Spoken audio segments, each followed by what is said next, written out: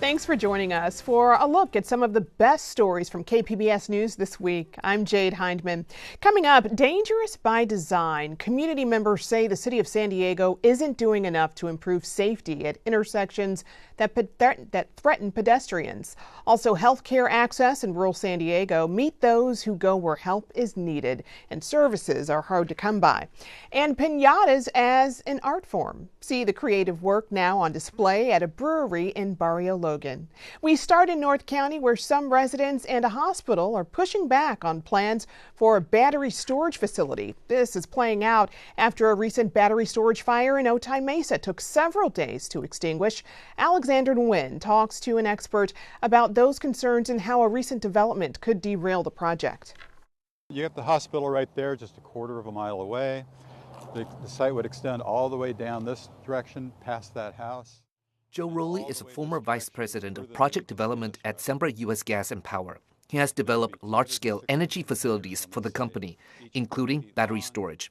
He says the proposed Seguro battery storage project is a prime example of where a battery facility should not be located. It should not be near residences. It should not be near a hospital or schools. He says large-scale energy storage facilities should be in an industrial area. The proposed Seguro battery storage project is 22.5 acres at the site of a former horse ranch in Eden Valley. It is also near Palomar Hospital. The larger the facility, the more likely fires will occur and the more frequently fires will occur. So to put a facility like this just a quarter of a mile directly upwind of a major medical facility and right next to residences on all four sides is just really a bad idea. And these are not your typical fires. When batteries burn, they emit hydrogen fluoride, hydrogen chloride, hydrogen cyanide. When hydrogen fluoride comes in contact with water, it forms hydrofluoric acid. Rowley says it's one of the strongest acid known. That's part of the reason why residents here are opposed to the project, as evidenced by the signs that line the street near the proposed site. It's also part of the reason why Palomar Health is against it. The hospital district recently announced it would not approve an easement for the project. Right there is the proposed Seguro site, and it's only 1,600 feet from the hospital. As you can see, we're upwind from the site. This means the toxic fumes would flow up to the 332-bed Palomar Medical Center Escondido. I know that there's only two ways that the hospital district can kind of respond to an emergency. Either shelter in place or total evacuation. Joe Griffith is the chair of Palomar Health's board of directors. He is also a former firefighter. He says the Otay Mesa battery fire really cemented the decision for him. And we are at the windward side of it, so prevailing winds most likely would carry any toxic smoke byproducts right into our campus. So we didn't think it was good to put the community at risk and definitely not to put our patients at risk. The Seguro project needs the easement to connect the transmission lines to the nearby SDG&E substation. The easiest way is to go through part of Palomar's property. In a statement to KPBS, Corrine Lido-Bonine, AES permitting director for the Seguro project, says it is evaluating all viable options. We are eager to continue our efforts to work with community members and stakeholders as we advance the design and permitting for this important project. Alexander Nguyen, KPBS News. And we have two stories this week taking a really deep look at how we share our roads and how we reimagine them. Andrew Bowen says funding for a program to reconnect communities divided by freeways is in jeopardy. But first, here's Katie Anastas, who spoke with those demanding San Diego do more to improve some of our most dangerous intersections. 4 years ago, a driver hit and killed Jason Gordon while he was walking in Sherman Heights. He was 41 years old. He left behind 1-year-old twin daughters and his wife, Katie. So it was very tragic for our family to be a solo mom at such a young age in their development. And he was just that family guy and the friend guy and just a loving person that was he's just so missed, you know? Gordon and others rallied at the site of his death Friday at the intersection of Market and 19th Streets. It's one of the 15 deadliest intersections for pedestrians and cyclists in San Diego. Advocates call them the Fatal 15.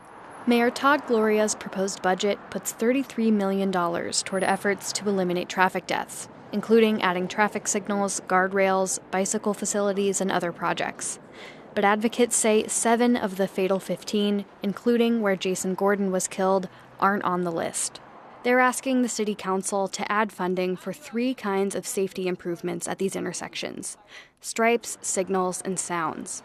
That means white stripes at crosswalks, crosswalk countdowns, and sounds letting pedestrians know whether to wait or go. This is like a huge intersection where people are increasing speed to get on the freeway, and there's no countdown or signal this way. Circulate San Diego estimates those safety improvements would cost about $100,000 per intersection. Another deadly intersection is at Rosecrans and Moore Streets in the Midway District.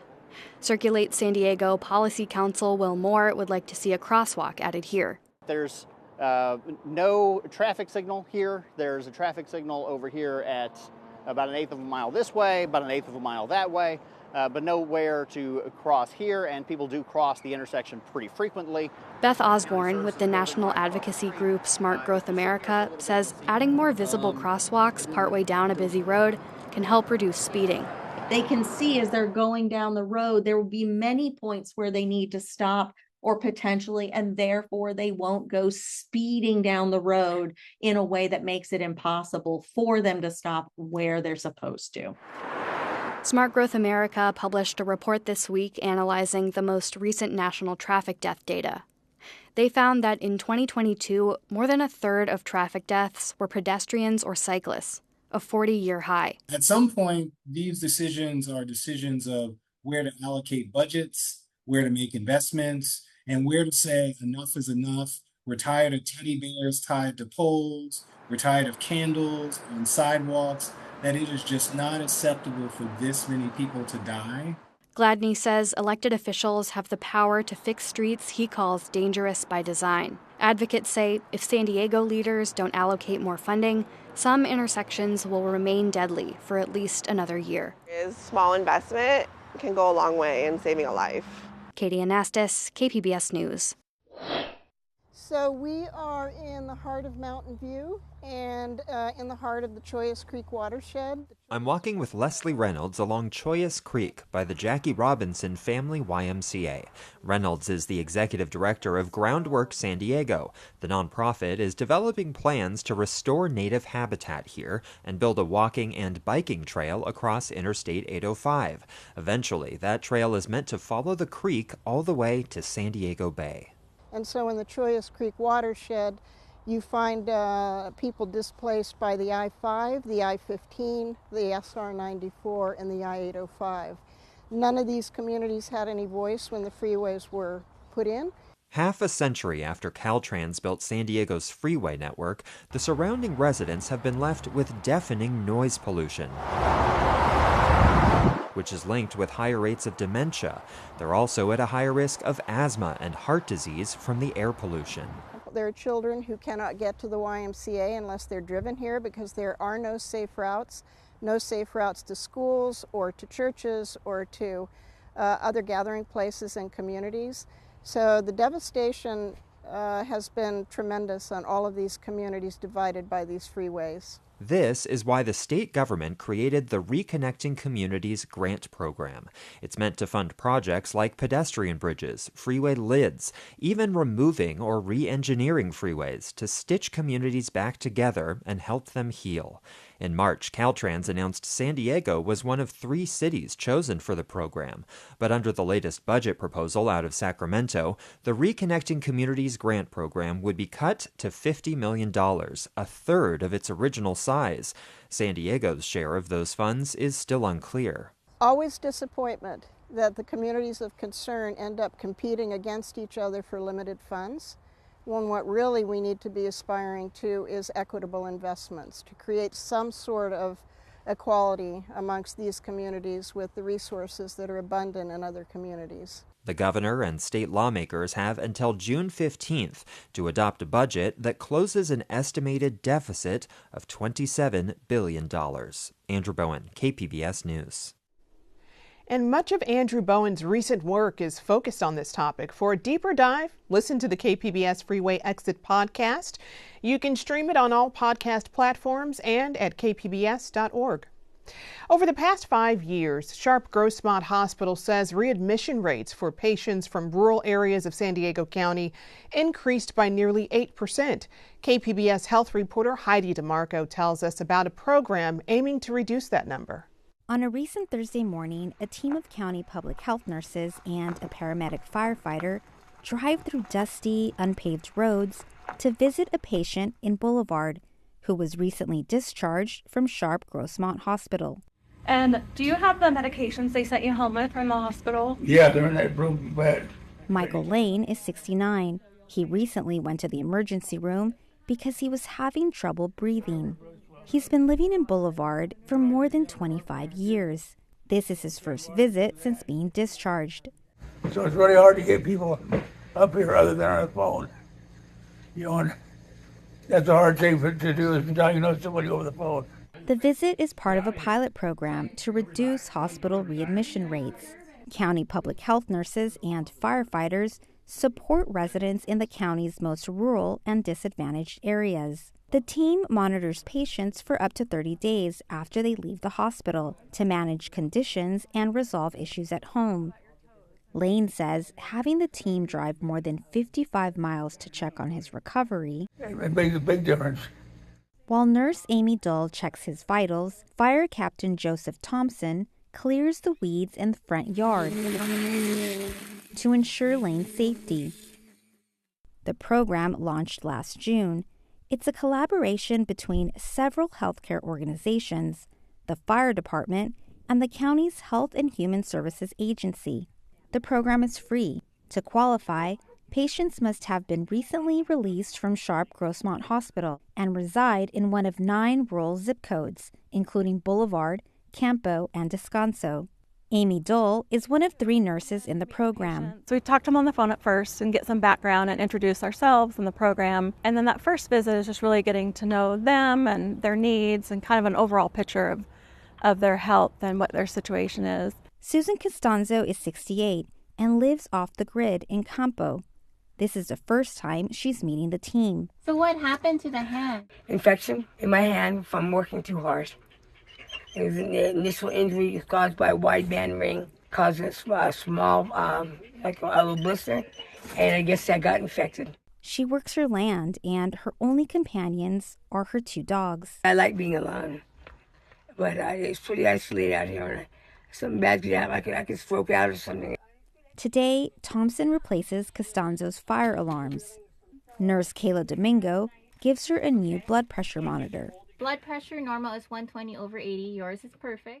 Nurse Claudine Urbanavage goes over her medication and helps her set up follow-up appointments. The people here, sometimes they don't have primary care doctors, they don't have a pharmacy, so that's when we come in. We make sure that they stay out of the hospital. The team can only see about 4 to 5 patients each day due to the lengthy stretches of highway between their homes. Since June, they have visited 150 people and driven about 10,000 miles. From someone who has a nice home to someone who has a trailer, which is, falling apart, has holes in their roof, where they can't even sleep in there when it's raining. The youngest that we've had is 27 and the oldest is 96. Residents in rural areas face difficulties accessing health care. There are fewer healthcare resources and longer travel times to hospitals and pharmacies. Nick Johnson is one of 2 paramedic firefighters in the program. Some of these folks are 50 to 60 miles away from the hospital. Many of the people that we see do not even have, transportation or access to transportation. There are a lot of issues, too, where there are just no one for these people to call other than 911. According to Sharp's data, about 40% of discharged patients have enrolled in the program. The majority are managing chronic diseases. In the first 6 months, patients in the program had fewer trips back to the hospital. Just 4% compared to almost 14% for those who didn't enroll. Juan Cuevas is 79 and lives in Potrero with his daughter. He went to the hospital because of an enlarged prostate. Today is his last visit. He says he's grateful for their help and the new smoke detector. As you can see, a lot of them are isolated, and sometimes they just really need someone to be there for them, someone to sit and talk to them, and that makes their day. Cuevas is feeling better, enough to sing to the team as they leave.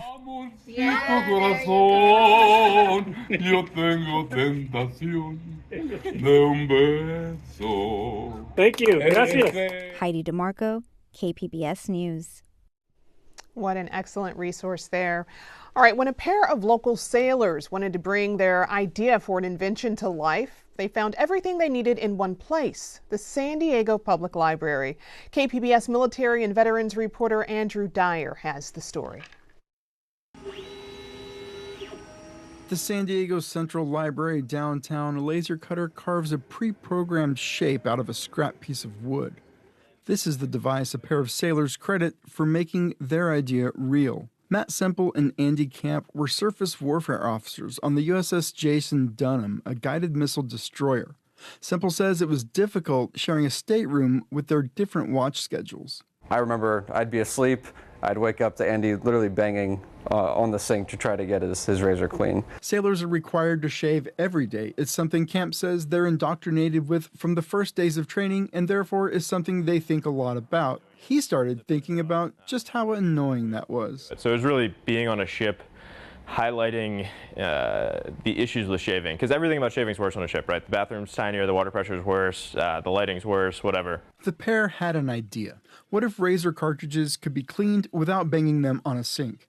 Camp began sketching designs, and what emerged was an early version of the razor rinser. It's a small plastic device that pushes water through disposable razor cartridges, keeping the blades fresh and the hair out of sinks. I think by the time we left that deployment, we had the general shape of it, which is basically just a pump that sprays water through your razor blade and then recycles it through filters. The pair separately transferred to San Diego units, and the first thing Camp did was look for makerspaces. I was shocked to see that the predominant one in San Diego is at the Central Library, and it's also free. That's the Idea Lab on the 4th floor of the downtown library. We have a die cut machine, we have sewing machines, embroidery machines, sergers, dye sublimation. We have a small CNC machine. Catherine Hong is the Public Technology Services librarian at the San Diego Public Library. She's showing me around the lab. It has equipment anyone might need to bring an idea to life, and the library staff can show anyone how to use it. So when somebody comes in with an idea, we have them sit down, sketch it out on paper,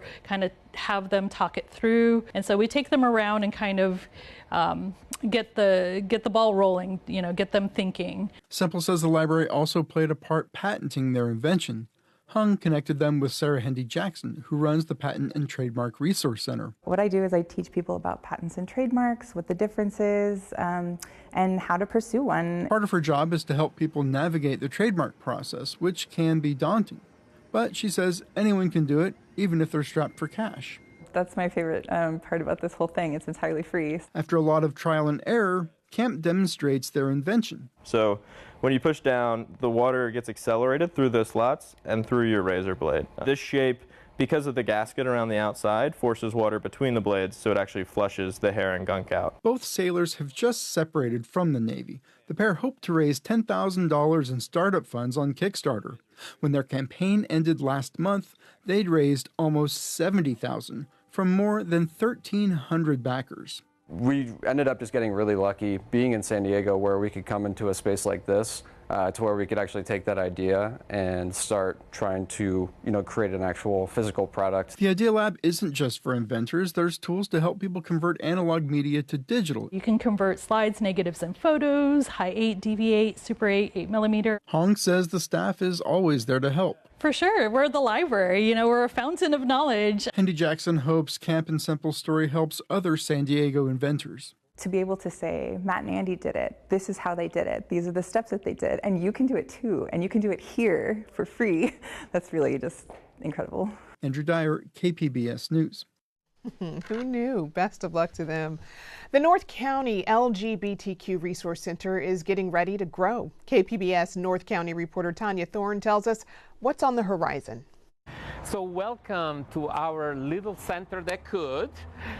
We called it like that many years ago because from such a small space, we have so many dreams happening every day. Max Disposti is the founder and executive director of the North County LGBTQ Resource Center, which runs out of a 2,400 square foot space in Oceanside. People come here for any kind of reason. We go from people stopping by because they want to have access to our reading, to our library or resources, or sometimes because they're just being surviving sexual assault attack or trafficking or any kind of trauma that people might experience out in the streets. 27 staff members run the center, and space for them and the clients being served is tight. We provide behavioral health just right here in the room. We have telehealth and in-person behavioral health. It's free mental health services. We serve about 86 people per week at the moment. The same space is shared with youth services. So here, this is our slash everything space youth space, but also we do a lot of services around working with schools. Lately, there's been a lot of conversation around book banning, and so our youth are organized together to create prom event and experiences where they can feel safe, GSA awards, but also we go through the schools in North San Diego County to make sure that our kiddos are safe and supported. Disposti says a lot of their work and education also happens on the outside of the center. But also now government agency, nonprofit institutions, and also for-profit corporations are reaching out to us because they want to do better. They want to make sure their employees, their family, are treated the way they're supposed to be treated, with dignity and respect. And bigger projects have come out of the small space, like unicorn homes and villages for homeless LGBTQ youth, North County's first Pride event, Pride by the Beach, food distributions for all community members, and supportive advocacy on the front lines for a range of issues throughout the North County. So while they've made the small space work, something bigger is on the way. This is 1919 Apple Street, which is the place that we just enter escrow into. We're really excited. It is a transformational step for us and for the services that we provide at the center. The majority of the 18,000 square foot property on Apple Street is empty and in need of repairs. But the site already has a history of serving those in need, from temporary shelters to food banks. It's a space that has a lot of promises because we're literally walking distance from the train station that brings people from Escondido to our center. Since we are providing services in North San Diego County, for us that was the most important thing. The price tag for the property is $4.5 million. The center needs to come up with an $800,000 down payment by the end of the year to purchase the property. And we're asking people in the community to come forward, and because this is a community center, it's not just an LGBT center. So we'll be here for everybody, not just the LGBT community. This is the building that's going to host, with a lot of love and tending care and making it look a little bit more colorful, is going to be the building that will provide the services to everyone. Disposti knows not everyone may be supportive of the expansion. I invite them in. I invite them asking the questions. All our books are open. We know where the money goes. We are supported by county, state, and federal funding and local city Oceanside. So invite people to really be even critical about the resources that we provide, because we're here to improve them and make sure that people feel comfortable that, hey, I know where my $20 or $200,000 went to, and we invite you to do so because this is your space too. The North County LGBTQ Resource Center hopes to move in as tenants in September and finalize the purchase by the end of the year. Tanya Thorne, KPBS News. Another great resource there. Barrio Logan is well known for its vibrant arts and culture scene. KPBS reporter Jacob Ayer takes us there for a new event celebrating the Latino community. Piñatas are for celebration. And that's exactly what's happening inside Border X Brewing in Barrio Logan. While it's a brewery first, the space has been transformed into what feels like a piñata museum. It holds a lot more than just visual appeal. Again, it's that traditional value and culture that we're able to cultivate, and I think it's amazing being able to have a space that aligns with artistic values of our communities. The 2-week-long Border X Piñata Art Fest features vendors, live music, and piñata workshops for the public, led by artists like Jasmine Venegas. She also has a piñata on display that honors her Mexican and indigenous roots.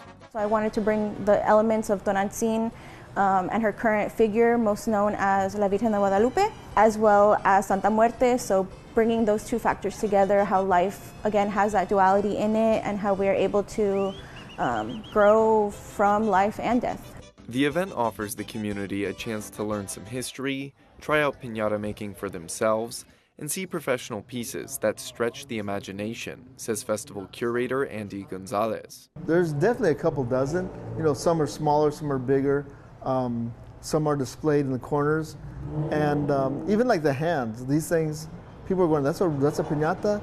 He says all the works on display are made by artists from Tijuana, San Diego, and Los Angeles. We didn't want them to bring us piñatas that you could find at a grocery store, okay? Definitely out of the box piñatas. So they got the assignment and they did it, you know. So you can see some of these are just amazing, some are crazy. The piñatas are symbols of identity and also a medium to tell stories.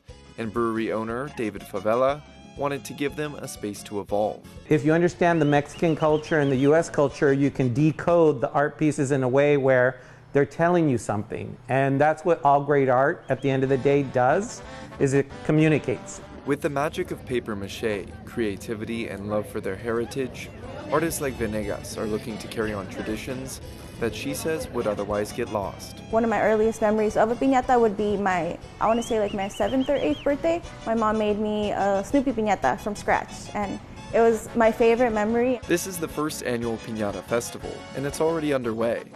The event runs through June 9th, and while it's at a brewery, it's still a family-friendly fiesta. Jacob Ayer, KPBS News. Beautiful art.